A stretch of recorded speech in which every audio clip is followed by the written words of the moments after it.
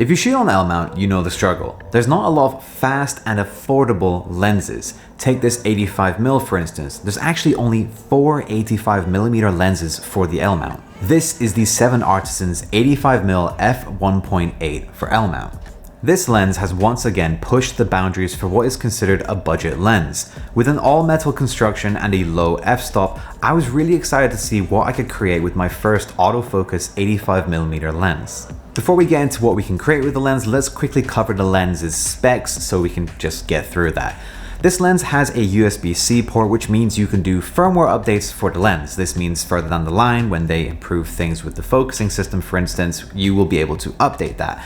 More on that later. This has an all-metal housing, as I mentioned before, including the focus and aperture ring. And that's the other thing, there is an aperture ring with this lens. It isn't clicky, which I appreciate as a filmmaker, meaning I can do smoother aperture adjustments if I'm doing some sort of cool, like you change the aperture and the ND filter at the same time kind of shot like this. Although I have to admit, I do find it quite stiff, but this could be a positive because then you know that you're not going to accidentally change your aperture. There's an AF/MF switch on the side, as well as an action button, which I just have not been able to get to work. Normally you hold down like a custom button and then the menu pops up, but nothing happens when I hold the action button. So 7 Artisans, let me know, I don't know.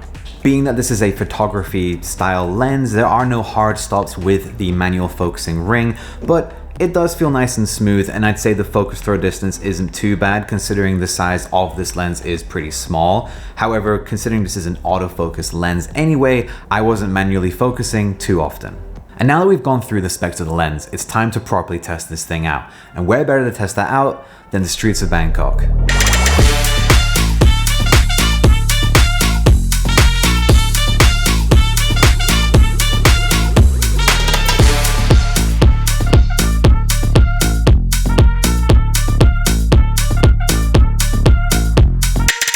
For under $300, to be precise $299, I wasn't expecting that much. Budget lenses tend to be budget lenses for a reason, but this lens actually delivers quite a nice look. First of all, like I said before, it has an all-metal build, which I'm very appreciative of because, like I said in my last video from last week, check it out at the end of this one, something that feels less cheap, even though it is cheap, is very nice. If you can make it feel as premium as possible, it just adds to the overall experience of using it and not making it feel like it's one, gonna break in your hand, and two, like you're using a toy or something. Now to the more important stuff, how do the shots actually look?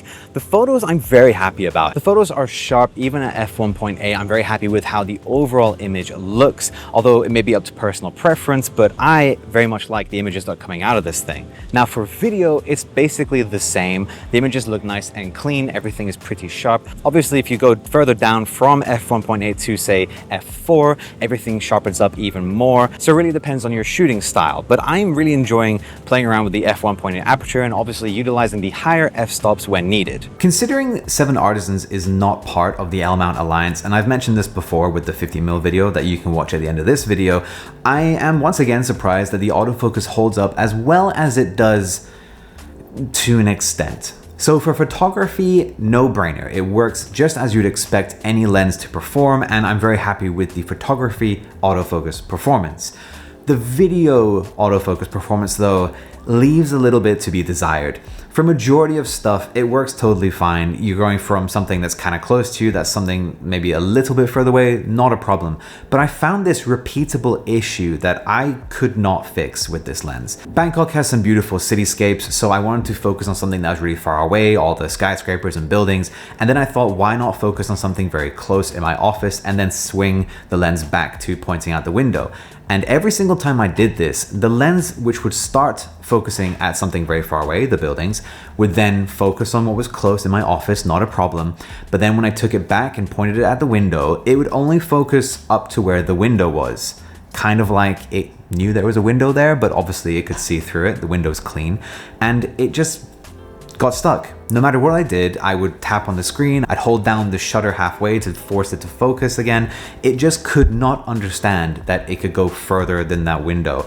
And this was a really weird glitch. I don't know if this is something with my lens or if it's just a bug with the firmware for this lens in general, but hopefully it's something that can be fixed down the line thanks to that USB-C port. And since we're talking about weird glitches with this lens, there is actually one more weird thing to talk about. And I don't know if it has something to do with the first glitch. When you're zooming in using any zoom lens on a Lumix camera, you have this little number pop up in the corner of your screen telling you the focal length that you are currently at. Very useful if you're going from like 20 to 60, so then I know, oh, I'm at 45, I'll stop here. This only happens when you're using a zoom lens. It does not happen when you're using a prime lens because you can't zoom with a prime lens. This is 85mm, it will only ever be an 85mm lens. Weirdly though, my camera is telling me repeatedly that this is at 85 mils. Now, it's not meant to do that because it doesn't do that with any of my native L-mount Alliance lenses, so it's very strange to me that it is doing it with this 85mm lens. I don't know if that's something to do with the first glitch. Maybe the electronics in the lens aren't talking correctly to the mount of my camera. I have no idea, but another weird glitch to know about, and again, hopefully something that can be fixed down the line with a firmware update. With those two issues said, it's great that they could be fixed with a firmware update, and I'm hopeful for that. But MKBHD once said how you don't buy a product for what it promises to do in the future. You buy it for what it can do today. So I would just bear that in mind. As someone who uses the L mount, this is kind of a big deal. Having another lens enter the lineup, especially for the 85mm lineup, is great. Did you know there are 19 85mm lenses for the Sony E mount? Sorry, and I have to check my notes here. And that 12 of them are autofocus. Holy shit, look at the size of this one. Hello. Please don't eat me. Damn. You're a big boy or girl, I don't know. Whoa. Whoa. I'm sorry you guys are on an 18mm, but wow. I'm just gonna go. I don't like the way it stopped. But you guys probably saw earlier in the video those two like hugging. I think they were fighting. I don't know. Cool. Anyway, going back to my notes, 12 of those 19 85mm lenses are autofocus. But in comparison, the L-mount only has 7 L-mount lenses, 5 of which are autofocus, including this one. So keeping everything in mind with what I've said, having used this lens for a full week, and I know that's not super long, but obviously I'm trying to pump out more content for you guys, so I'm trying to keep reviews, I'll do long-term reviews, how about that? But bearing everything I've said, can I recommend this lens? This isn't going to be helpful, but honestly, I'm not sure. I mean, if you're a photographer, then it's an easy yes, because this thing shoots great photos, it's an affordable 85mm, a long focal length, gets nice and low with the f-stop, so low light stuff will be a piece of cake. Easy for photographers to pick up, not a problem. But for videographers, I'm just not sure if I could straight away recommend, oh my God, the sun, this lens with the shortcomings it has currently. Now, to be fair to this lens, it is a budget 85mm lens. It is $299. Y'all are so loud. And I guess with that, like we can't always give it the harshest of expectations. It has to be perfect all the time, because most of the time it works. And I know that's kind of silly, because it's like you wouldn't buy like a TV that most of the time it works. You wouldn't buy a house that most of the time the walls aren't broken. You know what I mean? This budget lens does some things very, very well. Where is it lacking? In the autofocus department, a bit. And that is just because it's not a native L-mount lens. And when I say native, I mean like they're not part of the L-mount Alliance, because basically once a company is part of the L-mount Alliance, their lenses work like native glass. So that's what I mean when I say native. It does work most of the time when you're shooting video. For photography, easy peasy. For video though, it kind of needs some babysitting, and that's where I struggle to recommend this wholeheartedly.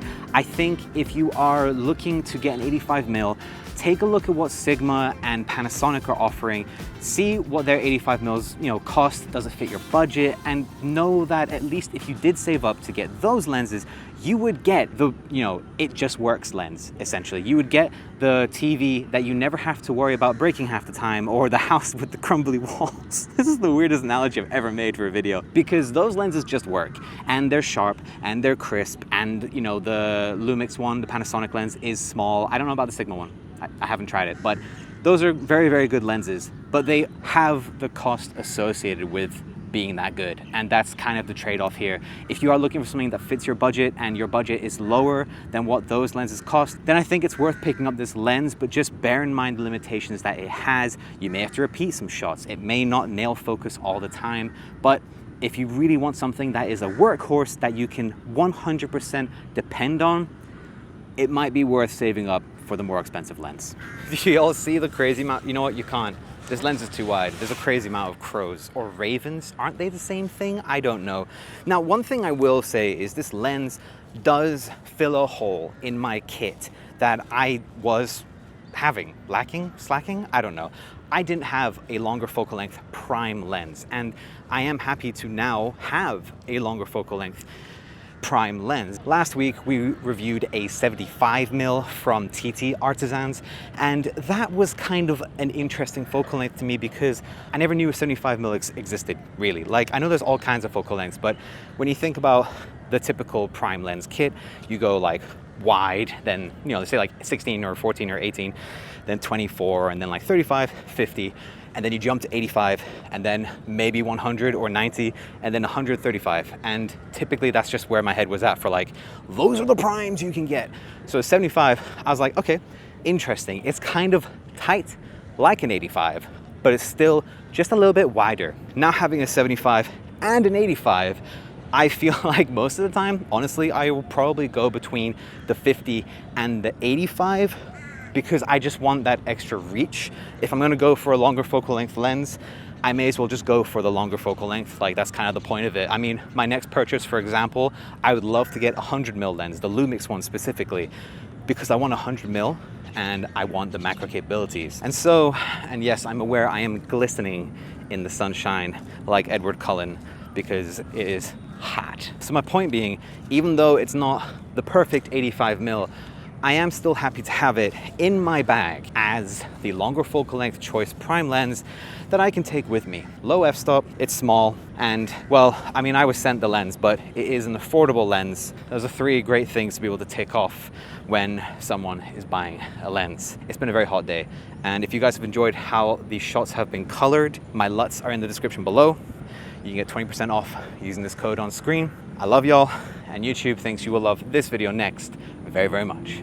See you there.